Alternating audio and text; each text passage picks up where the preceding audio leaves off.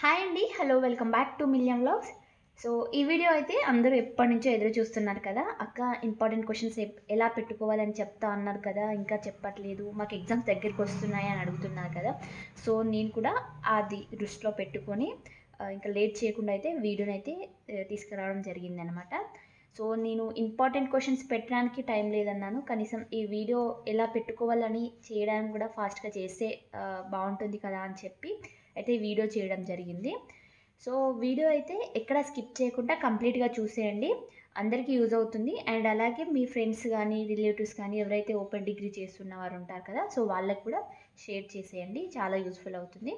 And అలాగే మన వీడియోని ఫస్ట్ టైం చూస్తున్నట్టయితే తప్పకుండా సబ్స్క్రైబ్ చేసుకొని పక్కనే ఉన్న బెల్ ఐకాన్‌ని క్లిక్ చేసినట్టయితే వీడియోస్ పెట్టగానే నోటిఫికేషన్‌లో వస్తాయి. అండ్ ఒకసారి ఎవరైతే ఓపెన్ డిగ్రీ చేద్దాం అనుకుంటున్నారో, సో, ఎవరైతే చేస్తున్నారో ఒకసారి మన ఛానల్‌ని విజిట్ చేయండి. సో దట్ మీకైతే మంచి మంచి అంబేద్కర్ ఓపెన్ యూనివర్సిటీకి సంబంధించిన ఇన్ఫర్మేషన్ అయితే మన ఛానల్‌లో ఉంటుంది. సో దట్ మీకు నచ్చితే మీరు సబ్స్క్రైబ్ అయితే చేసుకోండి. ఓకేనా? అండ్ అలాగే ఈ వీడియో నచ్చితే తప్పకుండా లైక్ చేయండి. మీరు లైక్ చేసినట్టయితే ఇంకొంతమందికి వీడియో అనేది సజెస్ట్ అవుతుంది. ఓకేనా? సో, ఇదనమాట. ఇంకా లేట్ చేయకుండా వీడియోలోకి వెళ్ళిపోదాం. ఇంపార్టెంట్ క్వెషన్స్ ఎలా పెట్టుకోవాలని చెప్పి నేను చెప్తా అన్నాను కదా! సో, దాని మీద వీడియో మేబీ కొంచెం లెంత్ అవ్వచ్చు. వీడియో అయితే కంప్లీట్‌గా స్కిప్ చేయకుండా చూసేయండి. తప్పనిసరిగా యూజ్ అవుతుంది. ఓకేనా? ఇంకా లేట్ చేయకుండా అయితే వెళ్ళిపోదాం. నేనిక్కడ ఒక టెక్స్ట్ బుక్ రిఫరెన్స్‌తోనైతే చెప్తాను. మీరు ఇదే బుక్ అని కాదు. సో, మీకు ఉన్న సబ్జెక్ట్స్‌తోని మీరైతే పెట్టేసుకోండి. ఈ విధంగా అంటే, ఈ విధంగా థింక్ చేసి, ఈ విధంగా పెట్టుకోండి. నేను ఇందులో ఏది పెడుతున్నానో అది కాకుండా, నేను నా దగ్గర ఉన్న ఒక బుక్ తీసుకొనైతే ఇంపార్టెంట్ క్వెషన్స్ అయితే అంటే క్వెషన్స్ చెప్పను. ఎలా పెట్టుకోవాలనేది చెప్తాను. సో దట్ మీరు అది అన్ని సబ్జెక్ట్స్ పైన ఇంప్లిమెంట్ చేయొచ్చు. అండ్ అలాగే వీడియోలోకి వెళ్ళిపోయే ముందు ఇంకోటేంటంటే ఇంగ్లీషు ఎలా చదవాలక్క దాని గురించి ఒక వీడియో చేయండి అన్నారు. సో, ఇప్పుడు ఈ వీడియో ఉంది కదా! నెక్స్ట్ ఆ వీడియోను చేస్తానండి. నెక్స్ట్ వచ్చే వీడియో ఇంగ్లీష్ పైనే ఉంటుంది. ఓకేనా? అయితే నేను ఎప్పుడు అన్ని వీడియోస్‌లలో కామన్‌గా చెప్పేది ఏంటంటే, బ్యాక్ సైడ్ ఉన్న క్వెషన్స్ చదువుకోండి అని చెప్తాను కదా! సో, మనకు సెమ్ అంటే బుక్ ఎనకాల ఉన్న లేదంటే కొందరికి 2 సెమ్‌లు కలిపి ఒకటే బుక్‌లో వస్తాయి కదా! అలా సెమ్ ఎనకాల ఉన్న ఇంపార్టెంట్ క్వెషన్స్ అయితే తప్పనిసరిగా చూసుకోవాలి. మనక్కడ బిట్స్ ఉంటాయి. కానీ ఆ బిట్స్ అవసరం లేదు. ఓకేనా? మనకెందుకంటే మన బుక్స్ ప్యాటర్న్ అంటే ఎనకాల పేపర్స్ అనేది మారలేదు ఇంకా. పేపర్ ప్యాటర్న్ మాత్రం చేంజ్ అయింది కదా!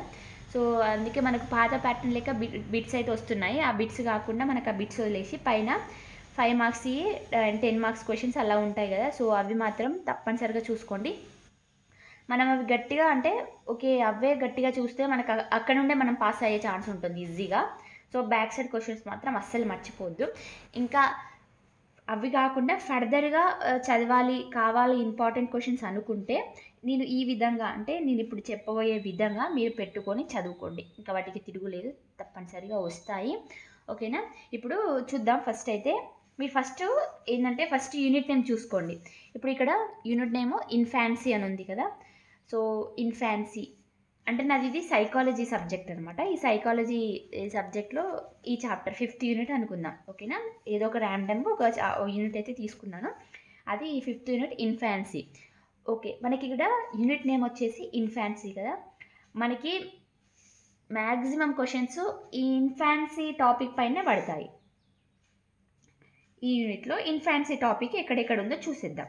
ఫస్ట్ మనకిక్కడ క్యారెక్టరిస్టిక్స్ ఆఫ్ ఇన్ఫాన్సీ అని ఉంది. ఓకేనా? ఇదొక్కటి వచ్చే ఛాన్స్ ఉంటుంది. అండ్ ఇంకా మనకి ఇన్ఫాన్సీ అంటే దాని తర్వాత ఏంది డెవలప్‌మెంటే కదా!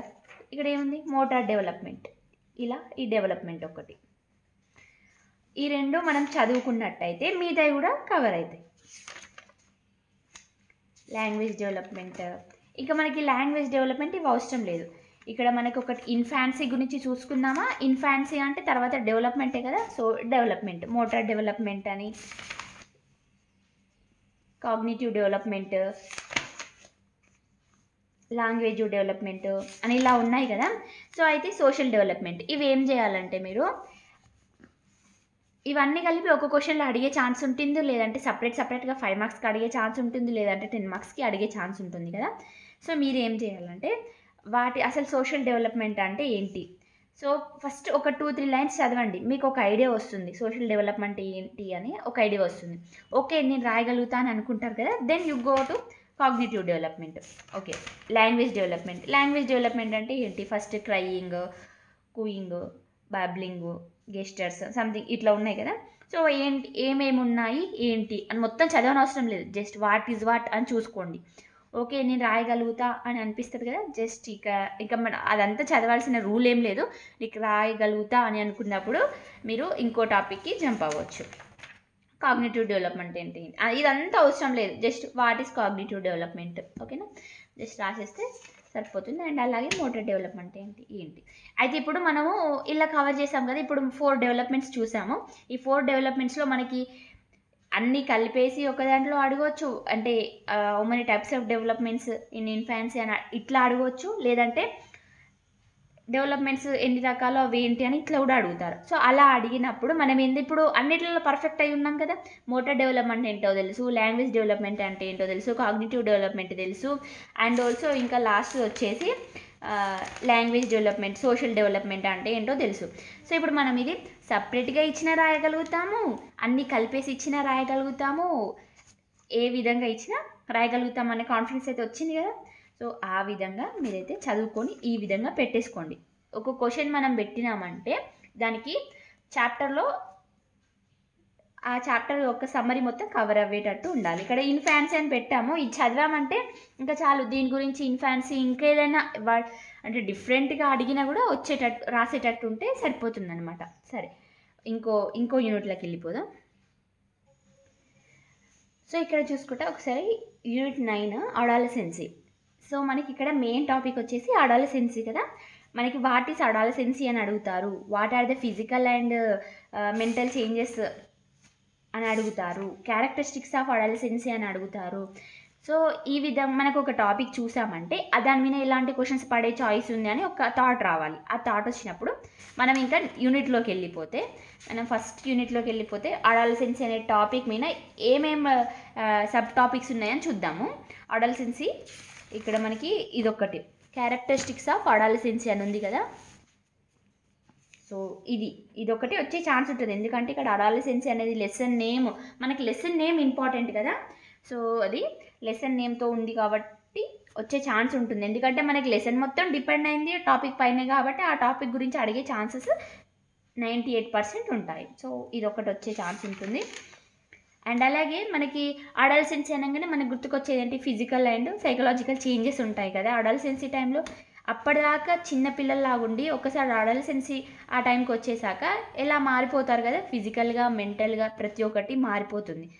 సో అంటే మనకి క్యారెక్టర్లో కానీ అన్నిట్లలో చేంజ్ వస్తాయి. సో మేబీ వాళ్ళు అడిగితే ఇలాంటి ఫిజికల్ అండ్ సైకలాజికల్ డెవలప్మెంట్ దీని గురించి కూడా అడిగే ఛాన్స్ ఉంటుంది, ఓకేనా. ఇక్కడ మనమైతే 2 క్వశ్చన్స్ పెట్టుకున్నాం కదా, మేబీ ఈ రెండిట్లలోకి వెళ్ళి ఒకటి రావచ్చు. ఐదర్ ఇవి 2 కాకపోతే ఇంకా లాస్ట్గా మనం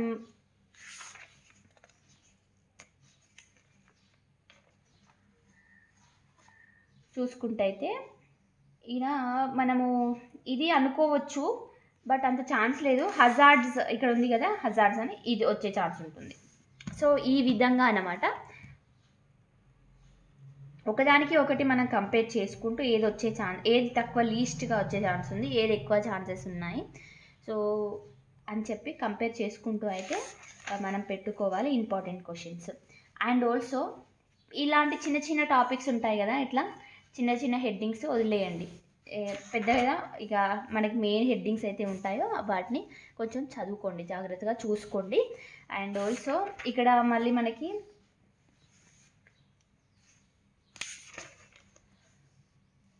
ఈడ క్వశ్చన్స్ చూద్దాము, చూడండి. List the characteristics of adolescence ఒకటి అడిగిల్లు. And also explain family relationship during adolescence. అయితే మనము ఇక్కడ అడాలసెన్సీ అనే దాని గురించి చదివినప్పుడు మనకు ఆటోమేటిక్గా ఈ కొన్ని టాపిక్స్ తెలుస్తాయని, అంటే మనం చదువుకుంటూ ఉంటాం కాబట్టి మనకి అర్థమైపోతాయి అన్నట్టు. అంటే రాసే అంత కెపాసిటీ వస్తుంది. ఇక్కడ చూడండి, సైకాలజికల్ డెవలప్మెంట్ డ్యూరింగ్ అడాలసెన్స్ చూసారా, ఇది వచ్చేసింది ఇక్కడ. Discuss identity formation in adolescence. So ఈ విధంగా మనకి ఒకసారి అడాలసెన్సీ అనే టాపిక్ పైన ఒక క్లారిటీ, అంటే నేను రాయగలుగుతా, నాకు వచ్చు అనే ఒక ఇది ఏర్పడిందంటే మనకి ఇప్పుడు అడాలసెన్సీ టాపిక్ పైన ఎలాంటి క్వశ్చన్స్ ఇచ్చినా మనం రాసే అంత ఈజీగా రాయొచ్చు అనమాట. ఇంకా దాంట్లో తిరిగేది ఉండదు. అందుకే నేను ఫస్ట్ ఏం చెప్తున్నానంటే, ఫస్ట్ మీరు లెసన్ ఏదైతే ఉంటుందో దాని గురించి చదవండి. ఇప్పుడు ఇక్కడ అడాలసెన్సీ అని ఉంది కదా, అడాలసెన్సీ పైన ఒక గ్రిప్ తెచ్చుకోండి. మీకు అడాలసెన్సీ పైన ఒక గ్రిప్ తెచ్చుకున్నారంటే మీకు ఆ చాప్టర్లో ఉన్న మినిమం ఒక 2 to 3 క్వశ్చన్స్కి ఆన్సర్ చేసేంత కెపాసిటీ వస్తుంది. ఎందుకంటే మ్యాక్సిమం అందులో ఉన్న 2 to 3 టాపిక్స్ అడాలసెన్సీ టాపిక్ పైనే ఉంటాయి కాబట్టి మీరు ఈజీగా ఆన్సర్ చేయగలుగుతారు. సో ఆ విధంగా మీరు ఆ టాపిక్ పైన గ్రిప్ తెచ్చుకున్నారంటే ఇంకా మీకు ఇంపార్టెంట్ క్వశ్చన్స్ పెట్టుకోవాలా అని కూడా అవసరం లేదు.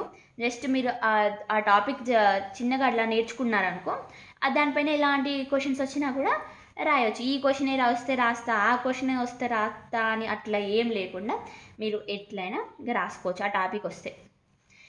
ఒక్క ఎగ్జాంపుల్ చెప్పనా, ఈత వచ్చిన వాళ్ళు ఎక్కడైనా ఈత కొట్టొచ్చు కదా అండి. బాయిల్నే కొట్టొచ్చు, స్విమ్మింగ్ పూల్నే కొట్టొచ్చు, కాలువలనే కొట్టొచ్చు, ఎక్కడైనా కొట్టొచ్చు కదా. సో అదే విధంగా అనమాట, మనకు ఒకసారి దాని మీద టాపిక్ మీద గ్రిప్ వచ్చిందంటే మీరు ఇంకా దాని ఎలాంటి క్వశ్చన్ వర్డ్ ఎట్లా తిప్పి ఇచ్చినా మనం రాసడానికి ఆస్కారం ఉంటుంది. అండ్ ఈ ఎగ్జాంపుల్ అర్థమైంది అనుకుంటా కదా. ఈత వచ్చిన వాళ్ళు ఎక్కడైనా కొడతారు, గుంటలో కొడతారు, కాలువలలో కొడతారు, బాయిలో కొడతారు, ఎక్కడైనా కొడతారు. సో అదనమాట, అర్థమైంది అనుకుంటా ఈజీగా. అండ్ ఆల్సో సరే, ఇంకొక ఎగ్జాంపుల్ కూడా చెప్తాను. వీడియో లెంత్ అయిపోతుంది, ఫాస్ట్గా కంప్లీట్ చేసేద్దాం. సో ఇక్కడ ఇంకొకసారి చూడండి, ఇక్కడ యూనిట్ 10లో తీసుకున్నాను నేను. ఎర్లీ అడల్ట్హుడ్ అని ఉంది కదా, అసలు అడల్ట్హుడ్ అంటే ఏంటి, ఓకేనా, అదొకటి తెలుసుకోండి. ఇక్కడ నేను ఎప్పటిలాగానే క్యారెక్టరిస్టిక్స్ అని ఉన్నాయి కదా, మీకు ఈ క్యారెక్టరిస్టిక్స్ చదివారంటే half of the lesson complete అయినట్టే. ఇంకా అందులోకి 2-3 క్వశ్చన్లు వెరైటీగా ఇచ్చినా మీరు రాయొచ్చు, ఓకేనా. ఇదొక్కటి నేర్చుకోండి. అండ్ ఆల్సో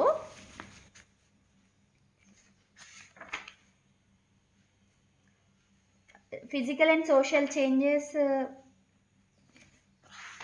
జనరల్గా రాయొచ్చు, మనకు తెలిసే ఉంటుంది కదా, అవి రాయొచ్చు.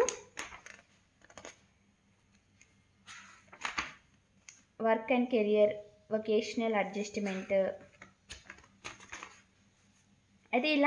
అయితే నేను ఇది చెప్పేది ఏంటంటే, ఇలా నెంబర్ ఆఫ్ టాపిక్స్ అన్నీ కూడా మనకి ఇంపార్టెంటే అనిపిస్తాయి కదా.